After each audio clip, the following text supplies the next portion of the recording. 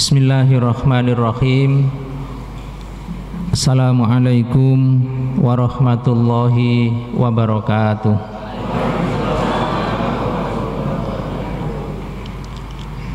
Alhamdulillahi rabbil alamin, wal aqibatu lil muttaqin, wala udwana illa 'alal zalimin. Asyhadu an la ilaha illallah wahdahu la syarikalah, wa asyhadu anna Muhammadan abduhu wa rasuluh. Allahumma salli wa sallim wa barik ala hadzal nabiyil karim, nabiyyina wa habibina Muhammadin wa ala alihi wa ashabihi ajma'in. Amma ba'du. Para jamaah, Bapak Ibu pengurus IKD dan juga pengurus takmir, hadirin wal hadirat, mudah-mudahan kehadiran kita pada pagi ini di tempat ini mendapatkan ridho dan taufik dari Allah Subhanahu wa ta'ala.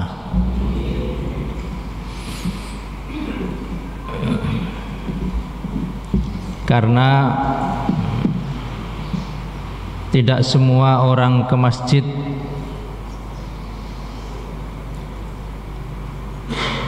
mendapatkan rahmat dari Allah Subhanahu wa ta'ala. Meskipun berada di tempat yang mulia, berada di waktu yang sangat mulia, tetapi Allah Subhanahu wa ta'ala memberikan rahmatnya kepada kita ini beda-beda.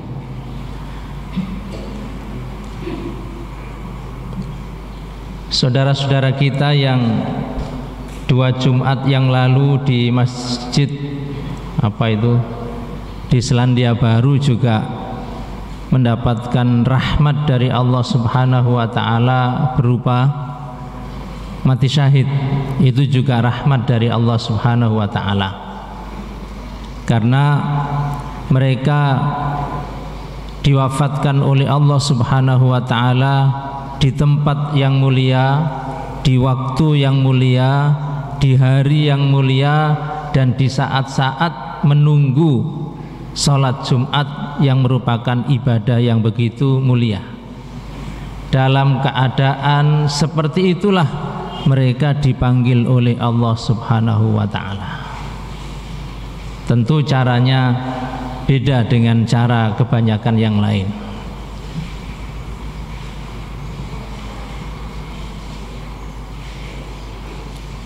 Mudah-mudahan peristiwa di New Zealand, Selandia Baru itu membuka mata, telinga orang-orang barat yang selama ini masih terkena penyakit Islamophobia, kebencian kepada Islam.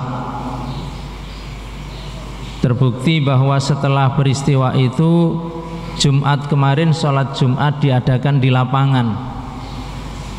Karena biasanya sholat Jumat di masjid-masjid Selandia Baru itu karena muslimnya sedikit dan berada di tempat-tempat yang berbeda, paling di masjid satu itu 50, jauh lagi masjid ada jamaahnya mungkin 100. Tapi Jumat kemarin itu semua hadir di lapangan dan dihadiri oleh jamaah sholat Jumat 2000 orang di lapangan. Dan yang hadir tidak hanya orang-orang muslim, non-muslim juga hadir nonton gimana sih Jumatan menurut orang Islam itu. Mereka kemudian mendengar ayat-ayat Al-Quran dibaca, mereka mendengar khutbah Jumat, mereka melihat orang sholat, mereka melihat betapa umat Islam itu rapi, tertib, damai. Mudah-mudahan itu menjadi salah satu pintu hidayah kepada mereka. Karena peristiwa kemarin itu sama sekali tidak pernah ada di dalam benak orang. Bahkan kita sendiri kaum muslimin tidak pernah membayangkan bahwa peristiwa sadis itu terjadi di sebuah negara yang namanya New Zealand. New Zealand itu negara yang paling aman di dunia nomor 2 setelah Swiss. Itu negara paling aman di dunia menurut ukuran PBB. Yang kedua New Zealand. Namun angka bunuh diri di New Zealand itu juga nomor 2 banyaknya. Nomor 1 Jepang, nomor 2 New Zealand. Angka bunuh diri. Ya saking amannya itu sampai bunuh diri gitu. Saya pernah 5 atau 1 minggu berada di New Zealand. Tenang, damai, aman, tidak ada masalah apa-apa. Semua memang negaranya kaya, negaranya makmur, hampir tidak ada masalah. Tetapi hampir tidak ada masalah itu sesendiri sumber masalah. Kalau kita lihat di statistik, nomor 1 penduduk yang terbanyak itu adalah ateis. Penduduknya 4 juta, mayoritas tidak beragama. Nah, ini sumber masalah. Walaupun kelihatannya makmur, tenang, aman, damai, tapi kalau ideologinya tidak beragama, itu awal dari sebab kemunduran dan kehancuran sebuah bangsa. Maka situasi-situasi seperti itu tidak boleh terjadi pada kita. Bahwa kalau kita kepingin negeri ini aman, negeri ini tentrem, negeri ini tenang, maka ideologi agama itu harus diperkuat. Agama harus diperkuat. Karena itulah sesungguhnya sumber keamanan lahir dan batin, sumber ketentraman masyarakat secara umum lahir dan batin. Mudah-mudahan Allah Subhanahu wa ta'ala sekali lagi menurunkan rahmatnya kepada kita semuanya. Amin ya rabbal alamin. Para jamaah, hari ini kita akan membaca, mengkaji dan mentafsirkan surat Al-Muddathir mulai dari ayat 38. Kita lihat sama-sama di sini. A'udzu billahi minasyaitonir rajim. Kullu nafsin bima kasabat rahinah. Ini Allah Subhanahu wa ta'ala sedang menggambarkan kepada kita tentang suasana di akhirat. Mulai dari mahsyar, nanti disebut tentang surga, disebut juga tentang neraka. Di padang mahsyar, kullu nafsin, setiap manusia, bima kasabat rohinah, akan ditahan, ditentukan nasibnya, apakah ke surga ataukah ke neraka. Itu yang menentukan adalah bima kasabat, apa yang pernah dia lakukan waktu di dunia. Itu yang menentukan, selain tentu rahmat dari Allah Subhanahu wa ta'ala. Jadi saat ini, hari ini, selama kita hidup di dunia ini yang akan menentukan nasib kita nanti di akhirat. Jurusannya kemana ditentukan oleh sekarang ini. Jadi sekali lagi, yang menentukan posisi dan nasib kita nanti di mahsyar, kemana kita melangkah, itu adalah apa yang kita lakukan sekarang. Kullu nafsin bima kasabat rohinah. Tapi, hilang. Ada orang yang tenang, yang tidak gupuh, saya ini nanti kemana, yang tidak cemas menanti saya mau dikemanakan oleh Allah. Siapa? Illa ashabul yamin. Kecuali orang-orang yang disebut dengan ashabul yamin. Yamin itu kanan. Jadi ada orang-orang yang sudah dikasih oleh Allah tanda, iki bakale meneh mlebu kene, iki bakale meneh mlebu kene, itu sudah dikasih tanda. Karenanya lihat, Allah Subhanahu wa ta'ala ngasih kita tanda-tanda orang yang husnul khotimah, itu ada kan? Tanda-tanda umum sudah dikasih tahu oleh Allah, orang yang matinya mati husnul khotimah. Misalnya orang yang mati di medan perang, mati syahid, itu husnul khotimah. Allah sudah kasih tanda, iki bakal menemelbu swarga. Itu tanda. Nanti di padang mahsyar juga Allah kasih tanda. Salah satu tandanya adalah ketika orang itu nanti masuk surga, bahwa anggota tubuh yang waktu di dunia ini sering dibasuh oleh wudhu, sering dipakai sholat, nanti bersinar. Itu juga tanda. Kata Nabi, orang-orang yang ahli wudhu itu nanti di padang mahsyar seperti ghurran muhajjalin, seperti kuda tinggi, besar, bagus, yang seluruh kulitnya itu berwarna hitam, tapi wajahnya ini bersinar, ada warna putihnya, dan keempat kakinya mulai lutut sampai ke bawah itu berwarna putih. Itu kalau kuda, itu kuda yang sangat bagus dan mahal harganya. Orang yang ahli wudhu, Bapak Ibu sekalian, di padang mahsyar, ketika semua orang bingung, ketika semua orang cemas, ketika semua orang ketakutan, ada orang-orang yang tenang. Di antaranya adalah orang yang ahli wudhu, ahli sholat. Tandanya di padang mahsyar nanti wajah yang waktu di dunia sering dibasuh karena wudhu nanti mengeluarkan cahaya. Kedua tangan, mulai dari ujung jari sampai siku, yang dulu waktu di dunia sering dibasuh wudhu nanti mengeluarkan cahaya. Kedua kaki, mulai dari ujung jari sampai mata kaki lebih, itu juga nanti di padang mahsyar mengeluarkan cahaya. Kata Nabi, jika kamu mampu kau lebihi cahayanya, lebihilah mulai dari sekarang. Tanda itu bahwa orang yang seperti ini sudah punya tanda akan dimasukkan oleh Allah, dan termasuk ashabul yamin, orang-orang yang masuk golongan kanan. Ada juga tandanya kalau kitab catatan amal itu dikasihkan pakai tangan kanan. Wa amma man utiya kitabahu biyaminih, diserah terimakan dengan tangan kanan, itu juga pertanda kalau ini orang baik. Fasaufa yuhasabu hisaban yasira, orang ini proses hisabnya mudah. Tapi ada juga orang yang kitab catatan amalnya dikasihkan pakai tangan kiri, bahkan ada yang wara'ah dhahri, dari arah belakangnya. Oh, ini pertanda ahli neraka itu.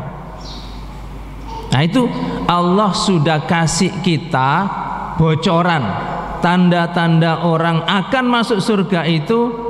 Ini ashabul yamin. Dan memang kanan itu selalu digunakan oleh Nabi untuk yang baik-baik, bukan yang kiri jelek. Untuk amal yang baik-baik Nabi memulai dan menggunakan kanan. Makan tangan kanan, masuk masjid kaki kanan, begitu seterusnya. Saf laki-laki yang terbaik yang depan, yang sebelah kanan, begitu seterusnya. Sementara kalau kiri digunakan untuk toharoh, kiri digunakan untuk masuk tempat-tempat yang misalnya keluar dari masjid, masuk ke WC, itu kan mendahulukan yang kiri. Jadi ashabul yamin ini adalah orang-orang baik, orang-orang yang tenang waktu di padang mahsyar, orang-orang yang sudah terindikasi dia akan masuk ke dalam surga. Berikutnya, nah, kita lihat ashabul yamin ini apa yang mereka sedang perbincangkan. Fi jannati yatasaalun. Orang-orang ashabul yamin di mahsyarnya tenang, dimasukkan Allah ke dalam surga, mereka yatasaalun, podo takon. Para jamaah, suami istri yang sama-sama baiknya oleh Allah di surga ketemu lagi. Orang tua dan anak yang sama-sama baiknya oleh Allah di surga nanti dipertemukan. Jadi bapak, ibu, anak, cucu yang semuanya orang-orang baik di surga dikumpulkan lagi. Siapa yang tidak senang? Ya syaratnya di dunia ini. Balik ke ayat sebelumnya, kullu nafsim bima kasabat rohina. Tergantung sekarangnya. Kita di dunia ini juga semuanya kepingin ketemu, bapak, ibu, suami, istri, anak, cucu kepingin ketemu, dan kita juga yakin di surga nanti juga akan kepingin ketemu lagi. Nah, ngoten bungi. Masa ada orang yang wis mas nok donya wae mas, meneno akhirat dewe-dewe, kan tidak ada begitu, tidak mungkin. Pasti kepingin ketemu. Dan ketika nanti mereka semuanya masuk surga, fi jannati yatasaalun. Yatasaalun itu padha takon. Apa yang ditanyakan? Kok gak ketok cacakmu nandi? Nah gitu tanyanya. Ketika bapak ibu sudah ada, anak-anaknya di dunia jumlahnya 5, kok di surga ini cuma 4? Nandi cacakmu ini gak ketok. Begitu. Teleono cacakmu be ketelesut nanti.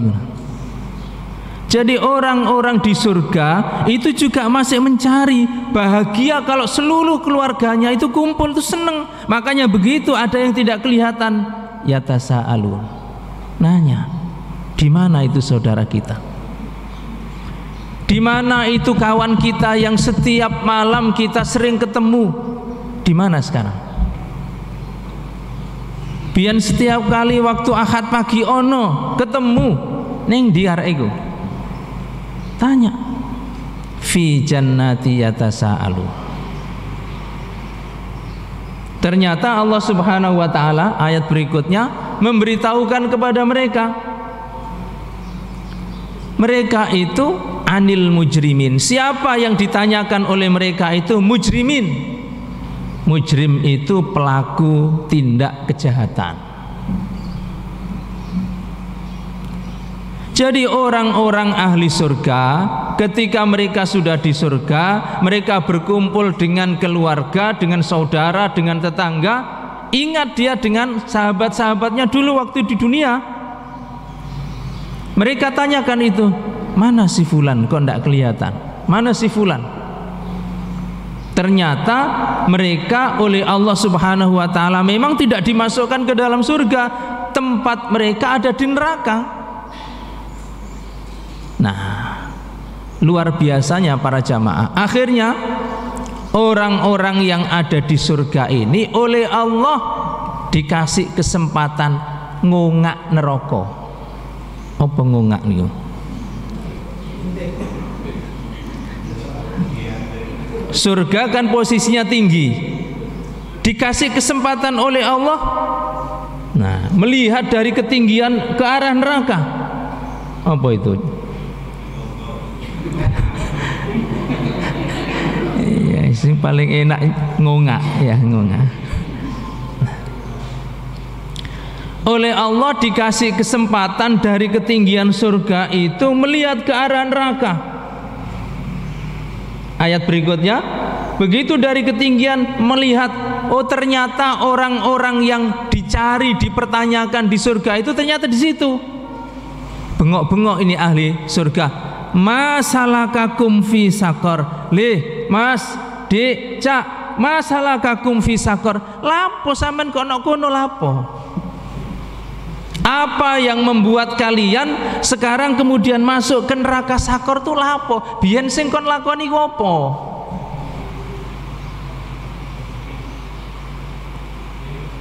Siapa orang tua yang tidak sedih melihat naudzubillah anaknya 3, 2 ada di sakor, anaknya 3 semuanya di neraka sakor? Makanya tanya, masalah kakum fi sakor, apa sing kon lakoni biyen? Kok saiki nok kono iku lapo? Nah, ada 4 jawaban. Jawaban yang pertama pada ayat berikutnya ini, qalu,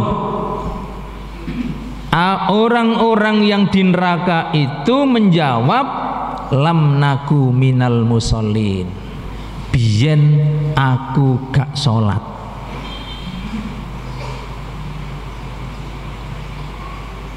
Saya dulu ndak sholat. Ini pertama, lam naku minal musallin. Kalau ada jaket-jaket atau helm yang monggo diselamatkan daripada khusyuk di sini tapi mikirnya ke sana. Aman nggih?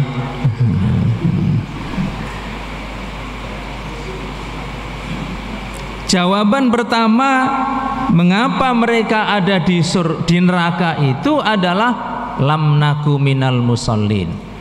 Jadi begitu di neraka mereka baru menyadari kenapa saya kok ada di neraka, karena memang dia sadar sesadar-sadarnya biyen pancene aku gak sholat. Ndak bisa bantah, ndak bisa bohong, sudah. Ini konsekuensinya. Nah, Ibnu Katsir dalam tafsirnya menjelaskan lam naku minal musallin itu seperti apa sih? Satu, memang mereka tidak sholat, memang gak ngelakoni sholat. Zuhur tidak sholat, senok sawah. Asar gak sholat, turu awan. Maghrib tidak sholat, nak dalan macet. Isya tidak sholat, nak warung gitu.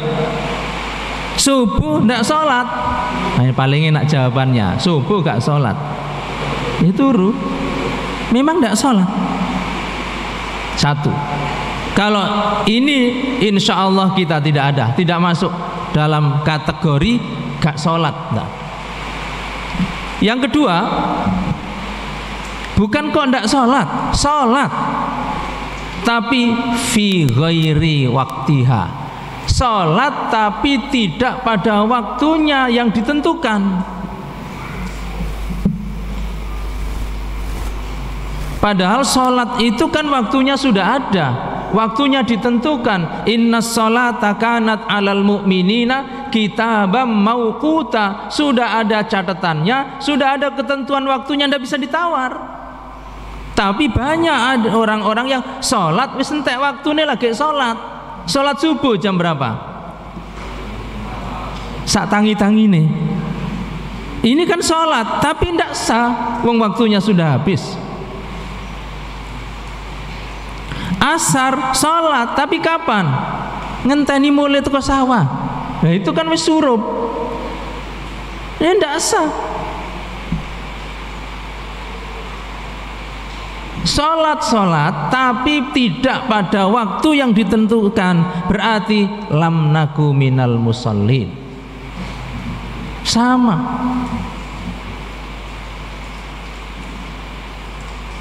Yang ketiga, sholat di waktunya tapi satu, seperti di dalam surat wailul lil musallin alladzina hum an sholatihim sahun. Sholat waktunya ya pas, mungkin ya jamaah, tapi sama sekali tidak pernah memahami sholat itu apa, kosong. Nah, yang begini ini bisa jadi mengenai kita sebagai bentuk muhasabah dan introspeksi kita. Sejak kita mengucapkan takbiratul ihram sampai assalamualaikum warahmatullah, itu apa maksudnya? Apa maknanya? Kalau kita sama sekali tidak ngerti, wis pokoke salat, wayahe adzan yang nang masjid, buyar ya buyar. Lah apa bedanya dengan ini? Lam naku minal musallin. Naudzubillah.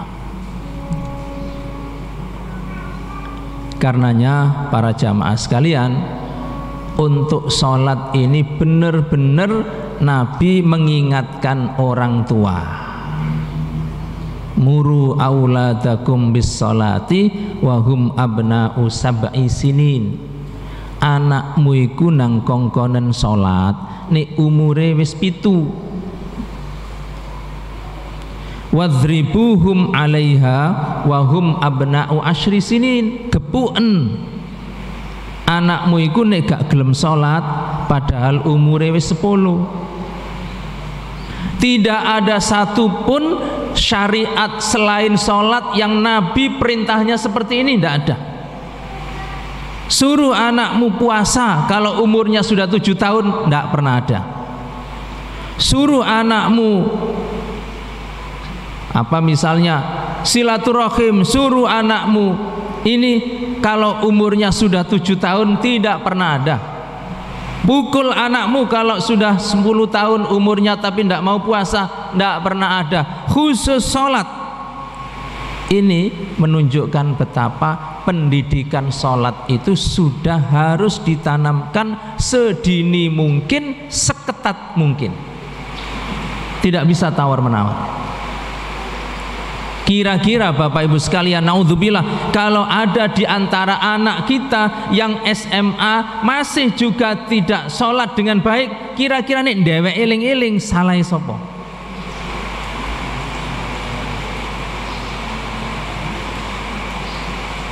Apakah memang anaknya itu beler atau kita kurang ketat waktu menanamkan sholat itu usia SD dulu? Lebih banyak mananya ini? Kita yang kurang ketat. Kita yang kurang ketat. Karena menanamkan kedisiplinan itu menurut Nabi umur 7 sampai 14 tahun. Masuk sekolah SD sampai kurang lebih pindah masuk SMP. Usia inilah yang pas untuk menanamkan disiplin kepada anak. Disiplin waktu, disiplin tempat, disiplin kegiatan, disiplin agama, akhlak di sini. Kalau di sini kita tidak ketat, efeknya nanti gede, sudah sulit diarahkan untuk disiplin. Makanya pas Nabi mengatakan sholat itu di usia ini. Naudzubillah, jangan sampai ada keluarga kita yang termasuk di sini lam naku minal musallin. Bapak-bapak jangan puas kalau misalnya subuh bisa jamaah di masjid shaf pertama, jangan puas dulu. Puas itu kalau setelah sholat subuh berjamaah noleh assalamualaikum warahmatullah, anakku sing nomor loro nak kono, alhamdulillah. Assalamualaikum warahmatullah, anakku sing cilik nak kono, baru alhamdulillah anak-anakku jamaah subuh, baru itu alhamdulillah. Tapi kalau ini kok rodok senyum-senyum gitu Bapak ya. Kalau setelah salam sholat jamaah subuh noleh nengen anake gak ono, noleh ngiwong anake gak ono, naudzubillah min dzalik. Qalu lam naku minal musallin.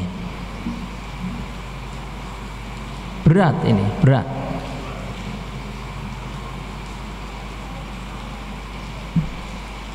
Koyoke kok abot pengajian iki ya. Terus pun diterusaken tadi niki. Yang kedua, jawaban ahli neraka apa? Ayat berikutnya. Walam naku nut'aimul miskin. Biyen aku gak tahu ngekei mangan wong miskin. Ini jawaban jujur. Ada orang-orang itu yang loman tapi ngenteni Ramadan. Kalau Ramadan itu Masya Allah loman saanane nok kulkas itu dikekno tonggo kabeh. Ada orang ngemis biasanya 1.000, 10.000. Ada orang itu yang dermawan nunggu waktu, salah satunya Ramadan. Padahal kalau kita nunggu bulan mulia Rajab, Sya'ban, Ramadan, Muharram itu 4 bulan haram. Al-Ashhurul Hurum. Sekarang ini di Rajab ini. Rajab, Sya'ban, Ramadan, Muharram. Rejab, Ruwa, Poso, Suro. 3 yang berjejer, 1 pisah. Itulah bulan-bulan di mana orang berbuat baik di sini pahalanya dilipat gandakan. Orang berbuat salah di bulan-bulan ini dosanya juga dilipat gandakan. Makanya Allah mengatakan fala tadzlimu fihinna. Jangan sekali-kali berbuat dosa di bulan-bulan itu. Kapan? Sekarang ini salah satunya Rajab. Ini bulan mulia. Kalau mau memperbanyak sholat sunnah di sini waktunya. Kalau memperbanyak puasa sunnah di sini waktunya. Kalau memperbanyak sedekah di sini waktunya. Inilah bulan-bulan haram. Nah, pengakuan kedua Bapak Ibu sekalian, orang itu masuk di neraka sakor adalah orang-orang pelit, orang-orang bakhil. Bahkan dia sendiri makan, dia sendiri setiap saat makan. Makanya di sini disebut makan. Nut'imu itu memberi makan. Lah kok dia sendiri perutnya kenyang, tetangganya lapar kok gak ngerti. Urusan perut itu bukan hanya urusan dunia, tapi urusan perut itu sampai ke surga dan neraka. Nabi mengatakan la yadkhulul jannah, tidak bisa masuk surga. Siapa? Man bata syab'anan. Kalau ada orang yang malam itu bata, bisa tidur nyenyak, syab'an karena perutnya kenyang, wetenge wareg turune anteng, tapi wajaruhu layanamu, padahal tetangganya itu loh ndak bisa tidur. Kenapa? Ju'an, saking laparnya. Yang tidak bisa masuk surga itu siapa? Yang tidurnya anteng, perutnya kenyang, kaiso mlebu swarga. Kalau tidak peduli kepada tetangga, terutama tetangga yang miskin. Jam 10 malam kok ada suara anaknya tetangga ngeringik. Ngeringik nggih? Apa ngeringik itu?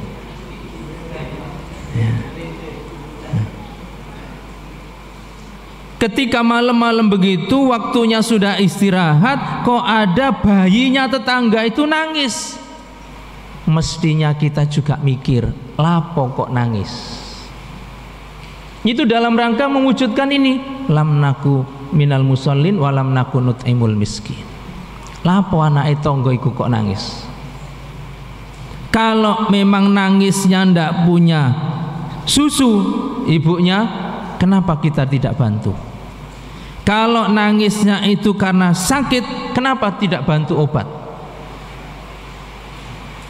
Wong yo aku yo dokter kan ngoten. Ana Pak dokter kayaknya. Kan begitu. Kalau pagi-pagi begini, waktunya anak berangkat sekolah, kok anak tonggo gak sekolah terus nangis, itu kenapa? Itu kenapa itu?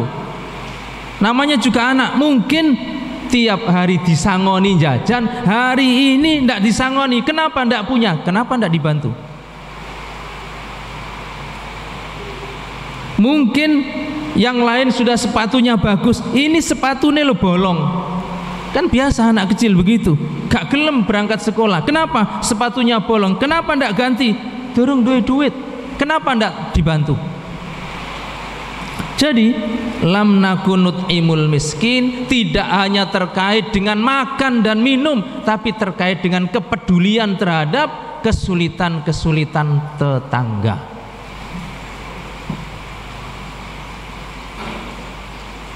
Man kana yu'minu billahi wal yaumil akhir fala yu'dhi jarahu. Siapa yang mengaku beriman kepada Allah dan hari akhir, jangan menyakiti tetangganya. Menyakiti bisa dengan cara macam-macam. Pohon-pohon kita, buahnya buah kita yang menikmati sampai nang tonggo, sudah peduli belum? Bu, biasa nenek nyapu latar nih lho Bu, kan menyakiti tetangga. Peleme kene sing mangan, larane kono sing nyapu, itu menyakiti tetangga.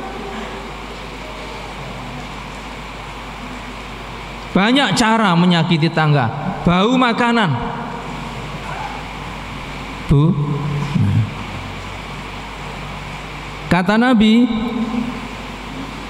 kalau kamu masak daging, fa'akthirul marok, dudoe sing agung. Karena semua orang, semua tetangga yang mencium baunya harus dikasih rasanya. Kalau dagingnya dudoe.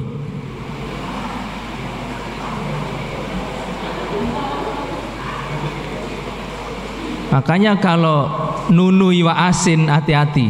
Nah, itu paling kemana-mana itu baunya.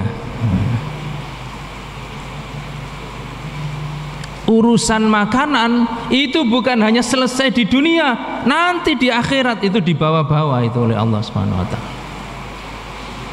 Dan itulah yang menjadi bahan penyesalan orang-orang di Sakor. Qalu lam naku minal musallin wa lam naku nut'imul miskin. Yang ketiga,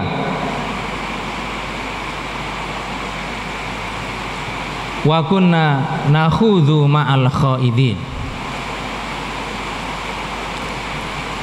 Jadi urutannya ini semakin kesini semakin berat buat kita. Salat aman lah insyaallah kita. Begitu pada yang kedua, luman kepada tetangga tersangkut banyak di situ. Yang ketiga ini, ini jaringnya luwe kerep ini.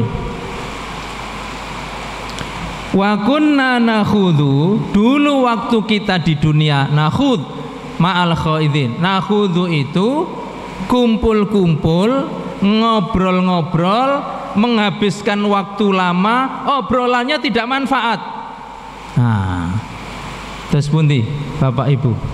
Sing kata niki bapak napa ibu sing biasa ngeten niki?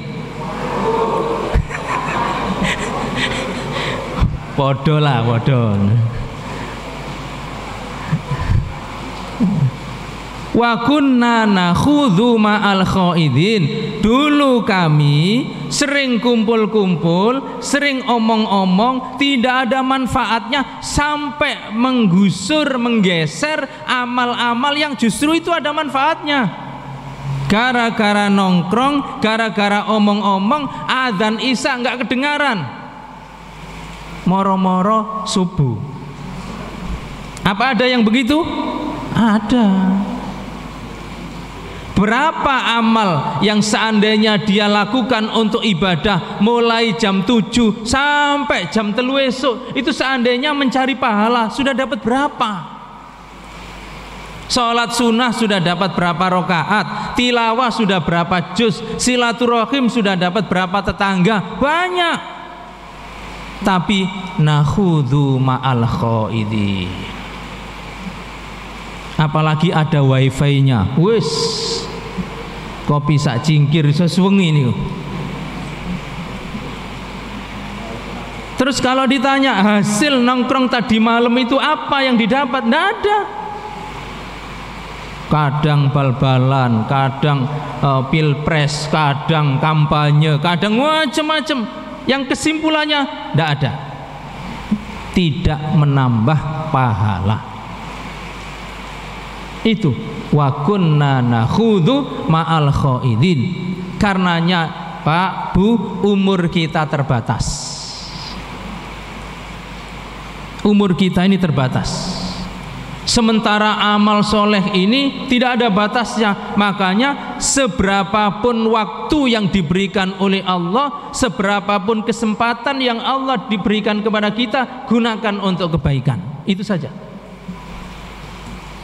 Karena famay ya'mal mithqala dzarratin khairan yarah. Apapun kebaikan, seberapapun kebaikan itu jumlahnya, nanti kita lihat. Wa may ya'mal mithqala dzarratin syarran yarah. Kejelekan sekecil apapun nanti juga akan kita lihat. Jangan biarkan waktu berlalu sedetik pun kecuali ada kebaikan yang kita lakukan. Jangan sampai masuk di sini. Wa kunna nakhudu ma'al khaidin. Yang keempat, yang terakhir jawaban ashabul sakor adalah wa kunna nukadzibu biyaumiddin. Dulu kami tidak percaya bahwa akan ada hari pembalasan. Gak percaya aku. Begitu dia sudah dibalas, baru percaya. Ya iki akibatnya. Siapa orang yang tidak percaya pada hari pembalasan adalah orang-orang yang tidak peduli, tidak sayang kepada anak yatim, kepada orang-orang miskin. Orang-orang ini merasa kalau memberi itu berkurang rezekinya. Padahal Nabi mengatakan manaqasat shadaqatun min mal. Sedekah itu tidak mengurangi harta. Ini sing ngomong Nabi. Sedekah itu tidak mengurangi harta. Sedikit atau banyak harta kita tetap. Bahkan karena infak, karena sedekah, itulah harta yang akan melimpah. Allah memberi kita harta itu jalannya macam-macam. Ada harta, ada rezeki yang Allah berikan kepada kita itu cuma-cuma gratis, tanpa usaha dikasih. Udara, rezeki, tanpa kita minta dikasih. Sehat dikasih, tanpa kita minta dikasih. Ini rezeki yang cuma-cuma. Manusia dapat, binatang juga dapat. Wa ma min dabbatin fil ardi illa 'alallahi rizquha. Anane urip ya mesti dikei. Itu cuma-cuma. Ada rezeki yang dikasih oleh Allah kepada kita, harus usaha dulu. Ada. Nek dino iki nyambut ya oleh opah, nek gak nyambut gak oleh. Nah itu ada rezeki yang begitu.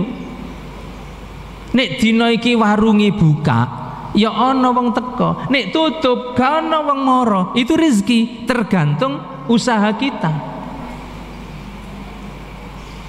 Innallaha la yughayyiru ma biqaumin hatta yughayyiru ma bi anfusihim. Ada juga rezeki yang kitanya tidak berbuat apa-apa, tidak mencari, tapi dikasih gara-gara orang lain. Orang lain itulah yang membuat kita dikasih oleh Allah. Beda. Sahabat pernah mengeluh kepada Nabi, ya Rasul, saya ini berdua, saya dan adik saya.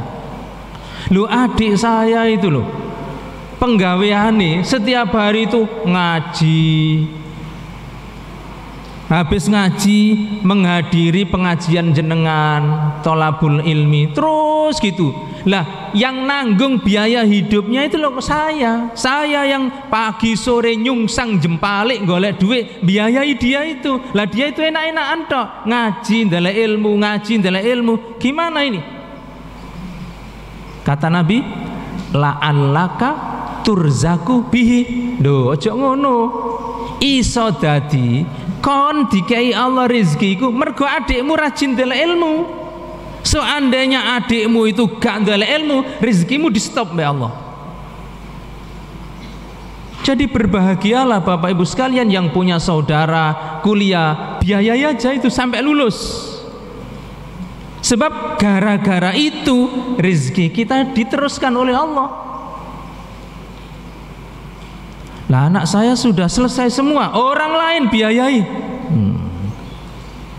Bisa jadi gara-gara kita membiayai orang lain yang sedang menuntut ilmu, itu pintu rezeki masih dibuka oleh Allah. Orang lain yang golek ilmu, kita yang rezekinya ditambah. Ada yang begitu. Ada juga rezeki yang Allah berikan kepada kita, tidak ada hubungannya dengan semua, pokoknya Allah kasih. Wa may yattaqillaha yaj'al lahu makhraja. Barang siapa bertakwa kepada Allah, Allah kasih solusi setiap ada masalah. Nah, wa yarzuqhu min haitsu la yahtasib. Allah kasih rezeki dari jalan yang tidak diduga-duga. Nah, ini khusus bagi orang yang bertakwa. Jadi banyak cara Allah memberi rezeki kepada kita itu, termasuk ada anak yatim, kasih dia apa yang menyenangkan. Butuh pakaian, kasih. Butuh SPP, kasih. Butuh pengobatan, kasih. Supaya naudzubillah kita tidak termasuk nukadzibu biyaumiddin. Ayat ini, cerita ini ditutup dengan hatta atanal yaqin. Nah, 4 hal tadi: tidak sholat, tidak peduli kepada tetangga, menghabiskan waktu untuk yang tidak bermanfaat, dan tidak percaya adanya hari pembalasan. Hatta atanal yakin, sampai teko pati. Besok gak nang masjid, meneh besok lapo ben bengi kok nongkrong terus, mumpung nom gitu terus. Akhirnya hatta atanal yaqin, sampai mati. Begitu kematian sudah datang, sudah selesai urusan. Nah, makanya Bapak Ibu sekalian rahimakumullah, melalui pengajian-pengajian semacam ini kita mendapatkan penjelasan, mendapatkan peringatan dari ayat-ayat Allah Subhanahu wa taala, terutama ayat-ayat seperti ini dalam rangka untuk introspeksi, untuk muhasabah kepada diri kita sendiri. Apakah sholat saya sudah benar?